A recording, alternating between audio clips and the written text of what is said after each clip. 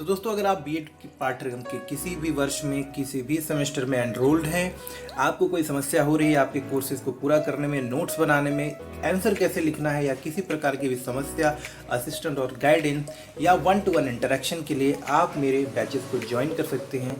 Batches join करने का simple और सरल तरीका है, आप मुझे व्हाट्सएप कर सकते हैं इस नंबर पे with your name and your year. आप किस सेमेस्टर में है इतना बताएं और बस लिखें I want to join premium courses. मैं आपको अपने प्रीमियम बैच में ज्वाइन कर दूंगा। नमस्कार दोस्तों, और स्वागत है आपका आपके अपने ही यूट्यूब चैनल बीएड एग्जाम पर। और दोस्तों, जैसा कि पिछले वीडियो में हमने डिस्कस किया था, समावेशी शिक्षा से एक बहुत ही महत्वपूर्ण और बार बार पूछे जाने वाला प्रश्न है कि महात्मा गांधी जी द्वारा उनके शैक्षिक दर्शन को समझाया जाए। यानी कि प्रश्न आता है कि महात्मा गांधी का शैक्षिक दर्शन विस्तार पूर्वक समझाएं। इसी क्रम में मैं आपको एक और इम्पॉर्टेंट, और ये आपको ऑप्शन में मिल सकता, मतलब आप इसमें से दोनों कर सकते हैं। पूछा जाता है आपको ऑप्शन में कि आप रविंद्रनाथ टैगोर का शैक्षिक दर्शन बताएं, या फिर आपसे पूछा जाएगा कि स्वामी विवेकानंद का शैक्षिक दर्शन बताएं। तो अगर ये तीन शैक्षिक दर्शन, यानी कि तीनों जो महापुरुष हैं, इनके शैक्षिक दर्शन को आप ठीक से समझ लेते हैं तो आपके एग्जाम में आप 100% शैक्षिक दर्शन से आने वाले क्वेश्चन को कर सकते हैं। और ये आपके एग्जाम में 15 नंबर का क्वेश्चन, या आप जिस भी यूनिवर्सिटी में पढ़ते हैं वहाँ पर ये मतलब जो मैक्सिमम मार्क्स के क्वेश्चन होते हैं उस कैटेगरी में ये आता है। चाहे आप किसी भी यूनिवर्सिटी में, आप चाहे सीसीएस में हो, मतलब एमएसडीयू में हो, पूर्वांचल यूनिवर्सिटी में हो, डीडीयू में हो, या फिर आप महाराष्ट्र में हो, उड़ीसा में हो, किसी भी यूनिवर्सिटी में समकालीन भारत अगर आप पढ़ते हैं, कंटेम्प्रेरी इंडिया अगर आप पढ़ते हैं, तो इस टॉपिक से क्वेश्चन आपको जरूर मिलता है। तो ये सबके लिए ही कॉमन है, कॉमन सी बात है। हाँ, आइए इसको पढ़ते हैं, फटाफट से इंपॉर्टेंट टॉपिक्स देखेंगे। यहाँ पर हम शांति निकेतन के बारे में भी बात करेंगे और जो है विश्व भारती विश्वविद्यालय के बारे में भी बात करेंगे। तो दोस्तों, फटाफट से वीडियो स्टार्ट कर लेते हैं। लेकिन उससे पहले आप सबसे एक छोटी सी रिक्वेस्ट है, चैनल पे अगर अभी तक आप नहीं जुड़ पाए हैं, चैनल के साथ आप अभी तक नहीं हैं, तो प्लीज़ चैनल को सब्सक्राइब कीजिए, नोटिफिकेशन बेल को प्रेस करके ऑल नोटिफिकेशन को ऑन करिए, और आगे जो भी हम वीडियो देते हैं उसके नोटिफिकेशन के साथ साथ आप अच्छे कंटेंट का आनंद लेते रहिए, अपने एग्जाम की तैयारी करिए। तो चलिए स्टार्ट कर लेते हैं वीडियो को। रविन्द्रनाथ टैगोर जी के हम शैक्षिक विचारों को, ये प्रश्न इस रूप में भी पूछा जा सकता है, या रविन्द्रनाथ टैगोर के शैक्षिक दर्शन की व्याख्या कीजिए। चलिए आगे बढ़ाता हूँ मैं इसको। तो दोस्तों, टॉपिक को स्टार्ट करते हुए ज़्यादा डिटेल में जाने से पहले एक छोटा सा सारांश में रूप में रविन्द्रनाथ टैगोर जी के जीवन परिचय को समझ लेते हैं। तो बात करें रविन्द्रनाथ टैगोर जी का, तो रविन्द्रनाथ टैगोर जी का जन्म जो है 7 मई सन 1961 ईस्वी को बंगाल के एक बहुत ही शिक्षित और बहुत ही सुसभ्य परिवार में हुआ था। इनका परिवार काफ़ी जो है सम्मानित और माननीय था अपने क्षेत्र में। शिक्षा के क्षेत्र में भी इनके पिता और इनकी माता ने भी काफ़ी योगदान किया था। उनके पिता का नाम महर्षि देवेंद्रनाथ टैगोर था, और देवेंद्रनाथ अपने पुत्र यानी कि रविंद्रनाथ टैगोर को, जिनको हम रविन्द्रनाथ टैगोर के नाम से जानते हैं, संस्कृत शिक्षा के साथ साथ भारतीय दर्शन एवं नक्षत्र विज्ञान, जिसे हम ज्योतिष विज्ञान के नाम से भी जानते हैं, की भी शिक्षा उन्होंने दिलवाई थी। तो इस बात को याद रखिएगा कि ये सब पॉइंट्स हमें जरूर एग्जाम में लिखने हैं। सन 1877 ईस्वी में रविन्द्रनाथ टैगोर को कानून की पढ़ाई करने के लिए इंग्लैंड भेजा गया। याद रखिएगा कि इन्होंने फॉरेन में भी जाकर, इंग्लैंड में भी जाकर, जो उस समय काफ़ी प्रचलन में था अच्छे परिवारों में, तो वो गए वहाँ पर। ये जस्ट मिनट, एक मिनट साथियों, माफ़ करिएगा। सन 1877 ईस्वी में रविन्द्रनाथ टैगोर को कानून की पढ़ाई करने के लिए इंग्लैंड भेजा गया, परंतु वह वहाँ के वातावरण के साथ, वहाँ का जो शिक्षा व्यवस्था थी, वहाँ की जो शिक्षा देने की जो प्रक्रिया थी, उससे संतुष्ट नहीं हुए, और वह बिना कोई शिक्षा ग्रहण किए, बिना किसी डिग्री प्राप्त किए ही वापस भारत लौट गए। रविन्द्रनाथ टैगोर की शिक्षा अधिकतर जो है गृह शिक्षण तथा स्वाध्याय के द्वारा घर पर ही फिर आगे कंप्लीट की गई, क्योंकि वो इंग्लैंड से बिना कोई शिक्षा ग्रहण किए वापस आ गए।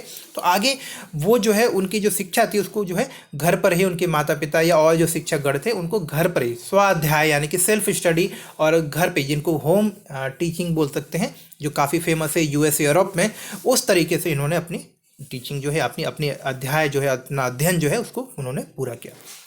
उन्होंने बाल्यावस्था से ही बंगाली पत्रिकाओं में लेखन जो है करने का कार्य शुरू कर दिया था, तथा लोगों के बीच लेख देना भी प्रारंभ कर दिया था। मतलब वो शुरू से ही जो है वहाँ के जो लोकल न्यूज़पेपर्स होते हैं या पत्र पत्रिकाएं होते हैं, उसमें अपने लेख जो है वो देते रहते थे, और लोगों के साथ में भी साझा किया करते थे। उन्होंने कई प्रशंसनीय कविताएं लिखी हैं, उनके उपन्यास, नाटक इत्यादि काफ़ी प्रमुख हैं, काफ़ी प्रचलित हैं।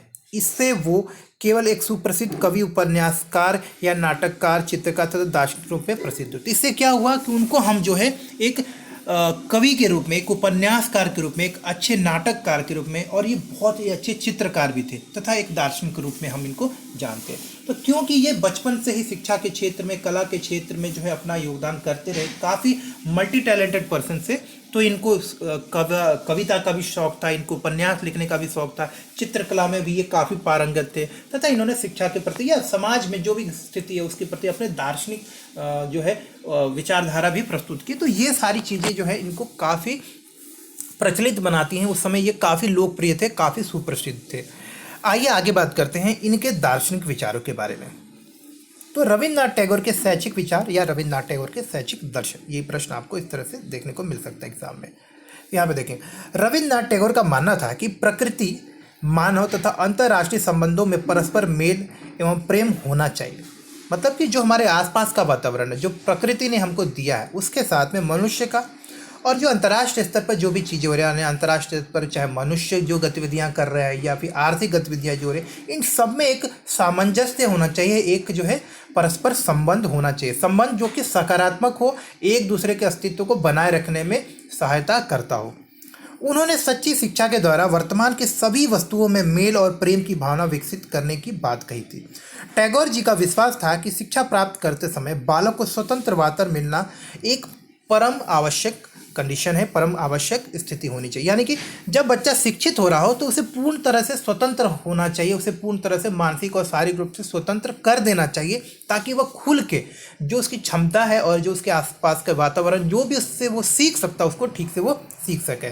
देखिए, रूसो के अनुसार, जैसे रूसो थे उसी के भांति टैगोर भी प्रकृति को बालक के शिक्षा का सर्वश्रेष्ठ स्रोत या साधन मानते हैं। उन्होंने लिखा है कि प्रकृति के पश्चात बालक को सामाजिक व्यवहार की धारा में संपर्क में आना चाहिए। तो प्रकृति के पश्चात यानी कि प्रकृति के माध्यम से जो है सामाजिक, देखिए प्रकृति से तो हम सीखते हैं, और उस चीज़ को सीख कर हम जो है उन चीज़ों को सीख कर हम अपने सामाजिक वातावरण में उन चीज़ों को जो है अप्लाई कर सकते हैं, उनका हम लोग प्रयोग कर सकते हैं। तो प्रकृति से सीखना बहुत ज़रूरी होता है किसी भी बच्चे के लिए, किसी बालक के लिए, किसी अधिगमकर्ता के लिए। आइए श्री टैगोर के शैक्षिक दर्शन के कुछ आधारभूत सिद्धांतों के बारे में यहाँ पर चर्चा कर लेते हैं। आप इस तरह से एग्जाम में लिख सकते हैं। टैगोर के शिक्षा दर्शन के कुछ प्रमुख सिद्धांत। बालक की शिक्षा उसकी मातृभाषा के माध्यम से होनी चाहिए, जैसा कि श्री महात्मा गांधी जी ने भी कहा है। शिक्षा प्राप्त करते समय बालक को पूर्ण स्वतंत्रता मिलनी चाहिए। बालक की रचनात्मक प्रवृत्तियों के विकास के लिए आत्म प्रकाशन के अवसर दिए जाने चाहिए। मतलब कि अगर बच्चे के अंदर कोई टैलेंट है, कोई स्किल है, किसी गुण या कौशल में वो पारंगत है, चाहे वो कला हो, चाहे वो संगीत हो, जो कोई वाद्य यंत्र बजाने की बात हो, या कुछ वैज्ञानिक दृष्टिकोण हो, वैज्ञानिक क्षेत्र में उसका कुछ विशेष कौशल है, तो उसे पूरी तरह से विकसित करने के लिए जो है हमें पूर्ण अवसर प्रदान करने चाहिए। ऐसे अवसर देने चाहिए जहां बच्चे अपने मन की बात, अपनी क्षमता, अपनी रुचियों को खुलकर सबके सामने जो है ला सके, उसको प्रकट कर सके। बालक की शिक्षा नगरों से दूर प्रकृति की गोद में होनी चाहिए। श्री टैगोर का मानना था कि देखिए, जब शांत वातावरण में बच्चा शिक्षित होता है तो वो अच्छे से चीज़ों को सीख पाता है, वो मोह माया से दूर होता है, किसी प्रकार के आकर्षण से दूर होता है। तो उनका मानना था कि बालक की जो शिक्षा होती है वो प्रकृति की गोद में होनी चाहिए। दूरदार जो शहर की जो भीड़ भाड़ होती है, जो आकर्षण होता है, उससे दूर होना चाहिए। दोस्तों, बार बार पॉज करने के लिए माफ़ करिएगा, अगर थोड़ी आवाज़ से आपको परेशानी हो रही होगी। जहाँ बैठकर मैं वीडियो शूट कर रहा होता हूँ, बना रहा होता हूँ, थोड़ी दिक्कत होती है, आसपास में तो ट्रैफिक भी है, इसलिए तो माफ़ करिएगा। आगे बात करते हैं, शिक्षक द्वारा बालक की समझ शक्तियों का सामंजस्यपूर्ण विकास होना चाहिए। बहुत महत्वपूर्ण बात है कि शिक्षक को इस बात का पूरा प्रयास करना चाहिए कि बच्चे के अंदर जो गुण और कौशल है, और जो टीचर है यानी कि शिक्षक भी सिखाना चाहता है, उन सारी चीज़ों को जो है एक इस तरह से एक माहौल में सिखाया जाए कि वो बच्चे के जो विकास को बाधित भी ना करे, और साथ ही साथ बच्चे का जो है उपयुक्त रूप से जो है उसका विकास हो पाए। बालक को प्रकृति वातावरण में स्वतंत्रता पूर्वक स्वयं करके सीखने का अवसर मिलना चाहिए। एक बहुत ही महत्वपूर्ण बात है कि बालक को प्राकृतिक वातावरण में, जो उसके आसपास का वातावरण है, जैसा वो उसको वातावरण मिल रहा है, जैसा वो समझ पा रहा है, वैसे यानी कि प्राकृतिक वातावरण, जो वास्तविक वातावरण, उसमें स्वतंत्रता पूर्वक सीख कर, देख कर, समझ कर चीज़ों को समझने का अवसर दिया जाना चाहिए। तो ये इनके कुछ आधारभूत सिद्धांत थे शिक्षा दर्शन के। आइए देखते हैं कि टैगोर के अनुसार शिक्षा के उद्देश्य क्या थे। तो श्री रविन्द्रनाथ टैगोर के अनुसार शिक्षा के जो प्रमुख उद्देश्य हैं वो यहाँ पर हम देखें। प्रमुख लक्ष्य में से एक है शारीरिक शिक्षा का विकास, यानी कि शारीरिक शिक्षा का विकास, यानी कि ये प्रमुख उद्देश्यों में से एक है कि शारीरिक विकास होना चाहिए शिक्षा के माध्यम से। तो शिक्षा में शारीरिक विकास के ऊपर जोर दिया जाना चाहिए। उसके बाद शिक्षा के माध्यम से मानसिक विकास के ऊपर भी जोर दिया जाना चाहिए। शिक्षा तथा जीवन में सामंजस्य स्थापित करने वाला होना चाहिए शिक्षा। साथ ही साथ शिक्षा के माध्यम से आध्यात्मिक संस्कृति का विकास करना भी एक परम लक्ष्य होना चाहिए। पूर्व मानव के रूप में विकसित करना, यानी कि एक पूर्व नहीं है, पूर्ण है यहाँ पर, तो पूर्ण मानव के रूप में विकसित करना शिक्षा का एक लक्ष्य होना चाहिए। शिक्षा के माध्यम से बच्चे के जो विभिन्न गुण और कौशल हैं, बच्चे के अंदर जो अच्छे अच्छे मानव मूल्य होते हैं, उन सब का विकास करना चाहिए। शिक्षा का उद्देश्य होना चाहिए कि बच्चे का सर्वांगीण विकास हो सके, बच्चे के अंदर जो पूर्णता आनी चाहिए, बच्चे को एक संपूर्ण मानव के रूप में विकसित करना चाहिए, यानी कि बच्चे का सर्वांगीण विकास हो सके। शिक्षा कुछ इस प्रकार से दी जानी चाहिए। बच्चे के अंदर सत्य और एकता, इसके मूल्यों का विकास किया जाना चाहिए। शिक्षा के माध्यम से बच्चे को सत्य, अहिंसा, एकता, भाईचारा, इस तरह के जो मानवीय मूल्य हैं, सामाजिकता, आपसी प्रेम, भाईचारा, इस तरह के जो सामाजिक मूल्य हैं, इनको सीखने का अवसर दिया जाना चाहिए, इनको विकसित करने का प्रयास करना चाहिए। तो ये शिक्षा के कुछ प्रमुख उद्देश्य हैं जो श्री टैगोर ने दिए थे। अब देखते हैं श्री टैगोर के अनुसार पाठ्यक्रम किस प्रकार का होना चाहिए। आइए इसको चर्चित कर लेते हैं, माफ करते हैं, चर्चा कर लेते हैं। तो देखिए, श्री टैगोर के अनुसार शिक्षा का मुख्य उद्देश्य पूर्ण जीवन की प्राप्ति के लिए मनुष्य का पूर्ण विकास करना होता है। इस उद्देश्य को ध्यान में रखते हुए उन्होंने पूर्ण पाठ्यक्रम के विभिन्न प्रकार के विषयों को शामिल किया है। तो श्री टैगोर के अनुसार शिक्षा का मुख्य उद्देश्य होता है कि व्यक्ति का संपूर्ण विकास हो, और संपूर्ण विकास करने के लिए बच्चे को, बालक को जो है संपूर्ण शिक्षा दी जानी चाहिए, उसे हर प्रकार की शिक्षा दी जानी चाहिए। और उन्होंने इसके लिए कुछ सुझाव भी दिए। उन्होंने कहा कि हमें विषय के रूप में जो है इतिहास, प्रकृति अध्ययन, भूगोल इत्यादि की जो है शिक्षा देनी चाहिए। साथ ही साथ अगर बच्चे को कला के बारे में हमें सिखाना है तो उसे क्रियाएं यानी कि गतिविधियां करने में सिखाना है तो नाटक, भ्रमण, बागवानी, क्षेत्रीय अध्ययन, प्रयोगशाला में जाकर कार्य करना, ड्राइंग करना यानी कि चित्रकला, मौलिक रचनात्मक कार्य जो होते हैं उसके बारे में भी बच्चों को सिखाना चाहिए, उसके बारे में बच्चों को जो हमें निपुण करना चाहिए। तो ये भी चीज़ें जो है यहाँ पर सीखने को मिलेगी। अतिरिक्त पाठ्यक्रम, एक्स्ट्रा करिकुलर एक्टिविटी जो हम लोग बात करते हैं उसके बारे में बात कर रहे हैं हम यहाँ पे। उन्होंने कहा कि छात्रों के अंदर अतिरिक्त पाठ्यक्रम के अंतर्गत खेल कूद, समाज सेवा, छात्र स्वशासन इत्यादि के विषयों के ऊपर भी चर्चा की जाना चाहिए। इस विषयों में भी बच्चों को जो है अध्ययन कराया जाना चाहिए, जिससे कि उनका जो है हर एक क्षेत्र अनुशासित हों, वो मूल्यों को सीखे, वो शिक्षा के क्षेत्र में आगे बढ़े। विज्ञान, समाज शास्त्र, राजनीति शास्त्र, इतिहास, भूगोल, हर एक क्षेत्र को वो ठीक से समझें, ताकि उनका सर्वांगीण विकास, उनका मानसिक, शारीरिक, भौतिक, संवेगात्मक हर प्रकार से उनका विकास संभव हो पाए। देखिए, पाठ्यक्रम को विस्तृत बनाने के लिए भी श्री टैगोर ने कुछ सुझाव दिए, तो उनको भी हम लोग यहाँ पर देख लेते हैं। श्री टैगोर के अनुसार पाठ्यक्रम को इतना व्यापक होना चाहिए कि बालक के जीवन के सभी पक्षों का विकास हो सके।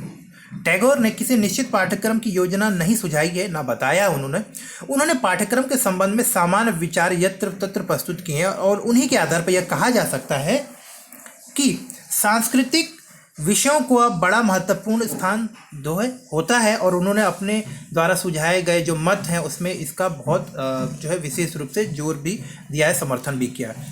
विश्व भारती विश्वविद्यालय की इन्होंने स्थापना की, और विश्व भारती में इतिहास, भूगोल, विज्ञान, साहित्य, प्रकृति अध्ययन आदि विषयों की शिक्षा तो दी ही जाती है, साथ ही साथ अभिनय, क्षेत्रीय अध्ययन, भ्रमण, ड्राइंग यानी कि चित्रकला, मौलिक रचनात्मक कार्य, संगीत, नृत्य आदि की भी शिक्षा विशेष रूप से दी जाती है। श्री रविन्द्रनाथ टैगोर के द्वारा निर्मित शांति निकेतन और विश्व भारती के पाठ्यक्रम को देखा जाए तो यह विषय केंद्रित न होकर बल्कि बाल केंद्रित, और ये विशेष बात है। वहाँ विभिन्न प्रकार के क्रियाएं देखने को मिलती है, जैसे कि प्रातःकालीन प्रार्थना, सरस्वती यात्राएं, गायन, नृत्य, ड्राइंग, परिभ्रमण, प्रयोगशाला के कार्य, छात्रों को स्व अनुशासन के लिए जो विशेष अभ्यास कराए जाते हैं, खेल कूद का विशेष आयोजन कराया जाता है, सामाजिक कार्य के लिए उनको प्रोत्साहित किया जाता है। ये सारी चीज़ों को पाठ्यक्रम में शामिल किया है। इसलिए कहा जा सकता है कि विश्व भारती कि पाठ्यक्रम को हम अनुभव केंद्रित पाठ्यक्रम कह सकते हैं और इसका पूरा श्रेय जो है श्री रविंद्रनाथ टैगोर को ही जाता है। अब श्री टैगोर के अनुसार जो विभिन्न शिक्षण विधियां हो सकती हैं उसको हम लोग यहाँ पर चर्चा करते हैं। यहाँ पर तो देखिए, टैगोर ने अपने शिक्षण विधियों में निम्नलिखित सिद्धांत पर विशेष रूप से जोर दिया और उनको हम लोग यहाँ पर एक एक करके अभी अध्ययन करते हैं। शिक्षण विधि को बालक की स्वाभाविक रुचियों और आवेगों पर आधारित होना चाहिए। देखिए, श्री रविन्द्रनाथ टैगोर के अनुसार जो शिक्षण विधि हो किसी भी शिक्षक की, वो बालक के स्वाभाविक रुचियों को ध्यान में रखते हुए, उसके भावनाओं को ध्यान में रखते हुए हमको निर्मित करनी चाहिए। शिक्षण करते समय वाद विवाद और प्रश्नोत्तरी का प्रयोग किया जाना चाहिए, जिससे कि बच्चे की समझ का हम आकलन कर सके और उसके अनुसार जो है शिक्षण को हम आगे बढ़ा सके, संचालित कर सके। तो बीच बीच में फीडबैक लेते रहना चाहिए, प्रश्न पूछते रहना चाहिए और नए नए अच्छे अच्छे उदाहरण देना चाहिए। शिक्षण विधि में नृत्य, अभिनय, दस्तकारी को भी स्थान जरूर दिया जाना चाहिए। शिक्षण विधि में बालक के अनुभव और सारे इंद्रियों का प्रयोग किया जाना चाहिए। इन्होंने मल्टी सेंसरी एजुकेशन के ऊपर विशेष जोर दिया। इन्होंने कहा कि बहु इंद्रिय अनुदेशन जो है एक सफल अनुदेशन की प्रक्रिया है, शिक्षण की प्रक्रिया, क्योंकि जब बहु इंद्रिय अनुदेशन करते हैं, मल्टी सेंसरी एजुकेशन देते हैं बच्चों को, तो उनकी सभी इंद्रियां जो है काम करती हैं। वो देखते हैं, वो सुनते हैं, समझते हैं, अपने अनुभव का उपयोग करते हैं, पुनः उस पर प्रश्न करते हैं। तो कहीं ना कहीं उनकी विषय के संबंध में जो समझ है वो बहुत ही व्यापक तरीके से बढ़ती है। टैगोर ने शिक्षण विधि को सर्वोत्तम विधि बताते हुए लिखा है कि भ्रमण के समय शिक्षण सर्वोत्तम विधि। तो श्री टैगोर के अनुसार भ्रमण करते हुए शिक्षण करना जो है सर्वोत्तम विधि है शिक्षण की। ये पढ़िएगा आप। शिक्षण विधि का अन्य महत्वपूर्ण सिद्धांत क्रिया सिद्धांत है। टैगोर शारीरिक और मानसिक शिक्षा को विशेष मानते थे, आवश्यक मानते थे। उनके अनुसार बालक को किसी हस्तकला में अवश्य प्रशिक्षित किया जाना चाहिए। वे पेड़ पर चढ़ना जाने, कूदना, बिल्ली या कुत्ते के पीछे दौड़ना, फल तोड़ना, हंसने चिल्लाने, ताली बजाने, अभिनय करने को शिक्षण के लिए आवश्यक जो है तत्व मानते थे और युक्ति के रूप में स्वीकार भी करते थे। वे विभिन्न विषयों जैसे कि जीव विज्ञान, विज्ञान, खगोल विद्या, भूगर्भ विद्या आदि को शिक्षा के प्राकृतिक पर्यावरण में देना चाहते थे, यानी कि उनको प्राकृतिक शिक्षा के अंतर्गत इस विषयों को रखना चाहते थे, जिसमें बालक स्वानुभाव, रुचि तथा करके सीखने के माध्यम से चीज़ों को सीख पाए। इस प्रकार शिक्षण की वे मनोवैज्ञानिक विधियों का समर्थन करते थे, यानी कि वो मनोवैज्ञानिक शिक्षण विधियों का भी पूर्ण जोर समर्थन किया करते थे। आइए देखते हैं श्री टैगोर के अनुसार शिक्षण का क्या महत्व है, एक शिक्षक का क्या महत्व है, क्या स्थान होता है। टैगोर के अनुसार टैगोर का मानना था कि मनुष्य को केवल मनुष्य ही पढ़ा सकता है। अतः उन्होंने अपनी शिक्षा योजना में शिक्षक को महत्वपूर्ण स्थान दिया है तथा वे शिक्षक को शिक्षा का एक मुख्य आधार मानते थे। उनके अनुसार शिक्षक को बालक की पवित्रता में विश्वास करते हुए उसके साथ प्रेम तथा सहानुभूतिपूर्ण व्यवहार करना चाहिए। दूसरा, शिक्षक पुस्तिका ज्ञान पर ध्यान दे लेकिन कम ध्यान दे तथा ऐसे वातावरण को निर्माण करने की कोशिश करे जिसमें कि क्रियाशील रूप से बच्चे शामिल हो और अपने अनुभव द्वारा चीज़ों को करके सीखे। दूसरा, शिक्षक बालक को रचनात्मक कार्यों के लिए उत्तेजित करे। शिक्षक का काम एक मार्गदर्शक, एक सहयोगी के रूप में होना चाहिए, जो बच्चों को जो आवश्यक मार्गदर्शन के माध्यम से उनके सही गलत के बारे में उनको बताए तथा जो उनके लिए उचित है उससे उनको परिचित कराए। शिक्षक को एक मित्र के रूप में, एक अभिभावक के रूप में अपने छात्रों को जो है शिक्षित करना चाहिए तथा जब भी आवश्यक हो, जहां आवश्यक हो, अपने शिक्षण विधि में यथासंभव बदलाव करते हुए बच्चों की आवश्यकताएं और व्यक्तिगत विभिन्नताओं का ध्यान रखते हुए जो है शिक्षित करना चाहिए। तो ये कुछ प्रमुख बातें हैं जो श्री टैगोर ने अपने शिक्षक के जो एक उनकी विचारधारा थी शिक्षक को लेकर उन्होंने उसमें प्रस्तुत किया था। तो देखिए, ये कुछ पॉइंट्स हैं जो आप एग्जाम में लिख सकते हैं, जो आपको बहुत मदद करने वाले हैं। तो आप प्लीज़ इस पॉइंट्स को नोट कर लीजिएगा। इसका PDF मैं आपके साथ में शेयर कर देता हूँ, आप डिस्क्रिप्शन से इसको डाउनलोड कर सकते हैं।